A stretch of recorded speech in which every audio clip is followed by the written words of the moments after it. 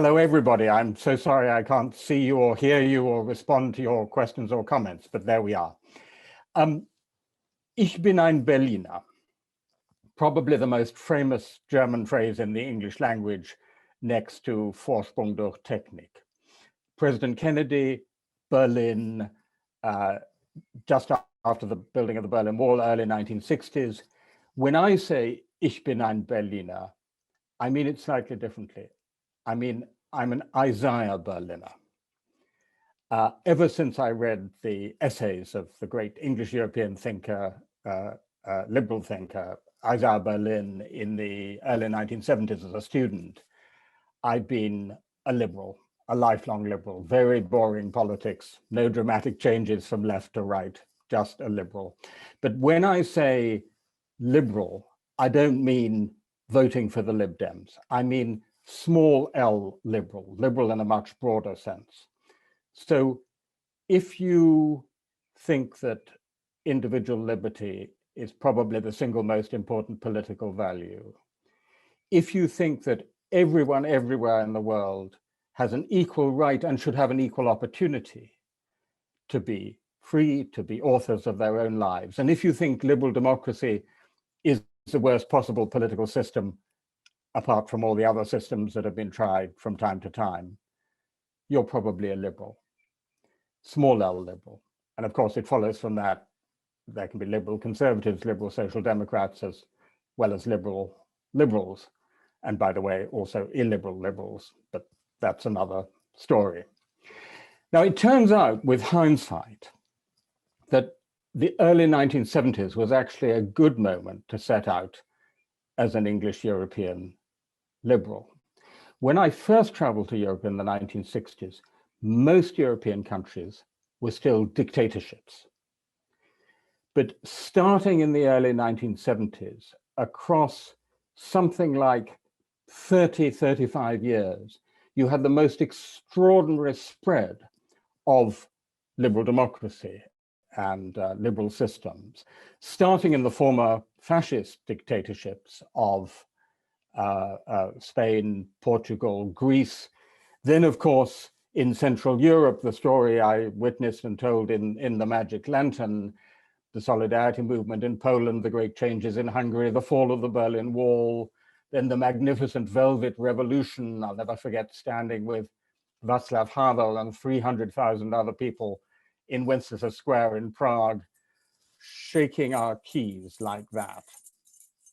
It doesn't look much on Zoom, particularly if you can't hear it, but I can tell you, if you have 300,000 people shaking their keys, it's an amazing sight.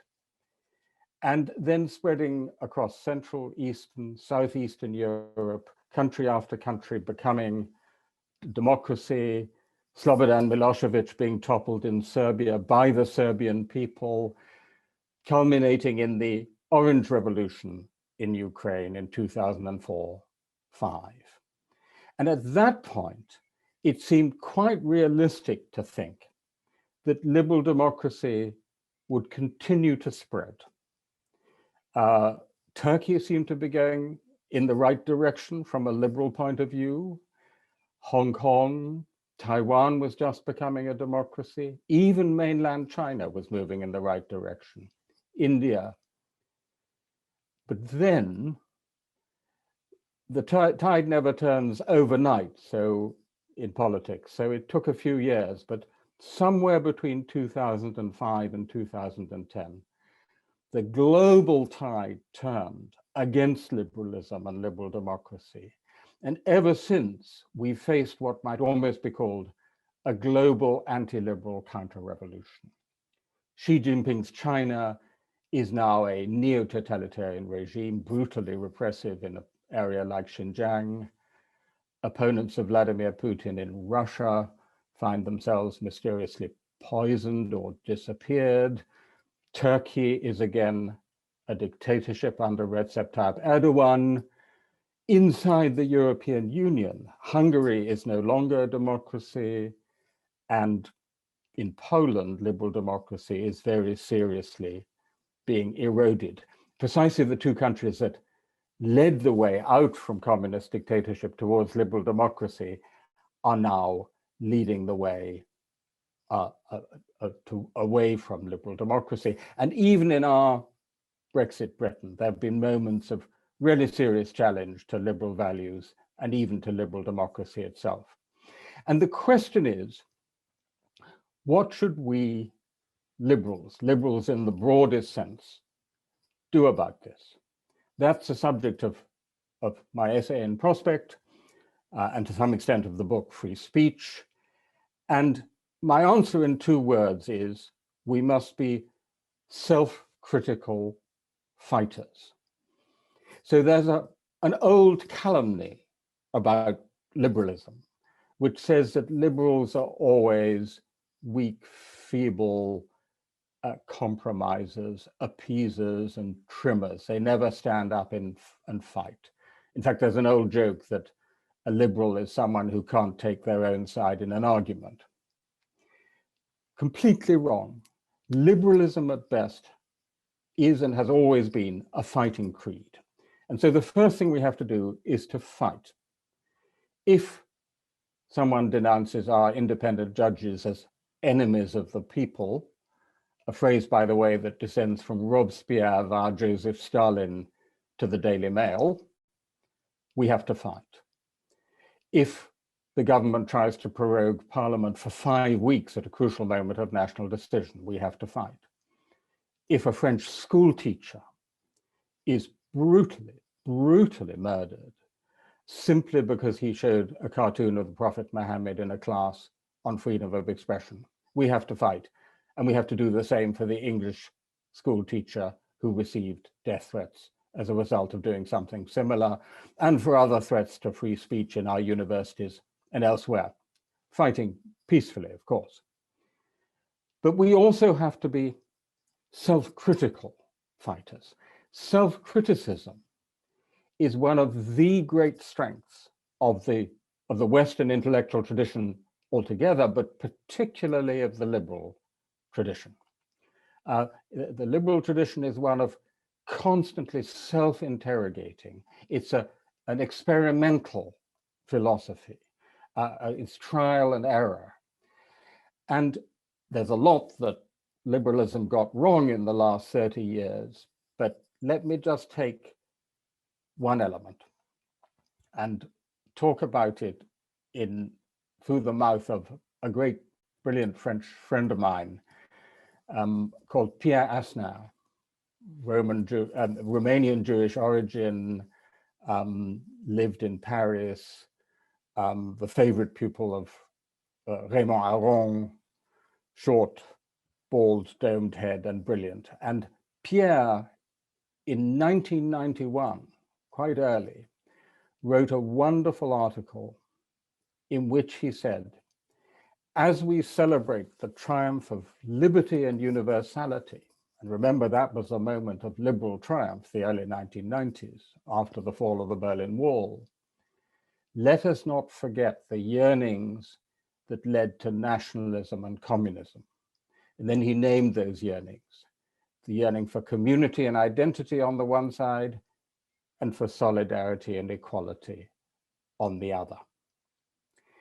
And it seems to me that Pierre Asnard there brilliantly identified the 2 areas, solidarity and equality, community and identity, where liberalism most badly fell down over the last 30 years. And therefore, if we want to renew and reform liberalism, where we have most to be done. Solidarity and equality is not just about economics. So we all know there are soaring levels of income and wealth inequality, particularly in the United States and Britain, and we have to do something about that. But it's also a cultural phenomenon. Great many people in many of our societies, Britain, America, Germany, Poland, France, just felt for too long that they were not even being seen by the liberal metropolitan elites in the big cities, that they were being ignored, and if seen, were being disrespected. Hillary Clinton, the basket of deplorables. So that when the Polish populists talk about the need for a redistribution of respect, I think they're absolutely right. That's exactly what we need. And I say this through slightly gritted teeth, but when the Johnson government here in Britain talks about leveling up, that's exactly right. That's exactly what liberals should want. Not leveling down, as happened in totalitarian systems, but leveling up so that everyone equally has the same life chances, the same chance of becoming authors of their own lives. And as for community and identity, we liberal internationalists, broadly speaking, cosmopolitan liberals, talked a huge amount about the international community. We talked a lot about subnational communities defined by religion or ethnicity or locality or other orientation. We talked far too little about the national community. That was a great mistake. We actually left the national community to the nationalists and the populists. And we have to reclaim the national community, but reclaim it in a civic, inclusive way with a liberal patriotism. So those are just a couple of thoughts: solidarity and equality, community and identity. More on that in the books that Daisy mentioned, The Magic Lantern and Free Speech. But let me leave you with one last thought. You might, looking around at this wave of anti-liberalism all around us, be daunted and depressed, particularly if you think that there's a superpower, China, which is a very illiberal but also very dynamic and rising superpower. And I haven't even talked about the climate emergency or about the great post-COVID challenges that my good friend Ian Goldin will be talking about in a moment. But let me just tell you that in the early 1970s, the world looked very dark too. The United States seemed to be in a complete mess after Vietnam and Watergate. Britain seemed to be in a complete mess. A basket case, many said irreversible decline. Many thought the Soviet Union was going to win the Cold War. Many books were published about the crisis of democracy as they are today. And out of understanding how deep that crisis was, came one of the most dynamic periods of liberal reform and liberal renewal. So if we face up to how deep the crisis of liberalism is today, we have a good chance of overcoming it. So please join me in being self-critical fighters for the liberal values so many of us hold dear. And our battle cry can come from Romain Rolland for Antonio Gramsci: pessimism of the intellect, optimism of the will.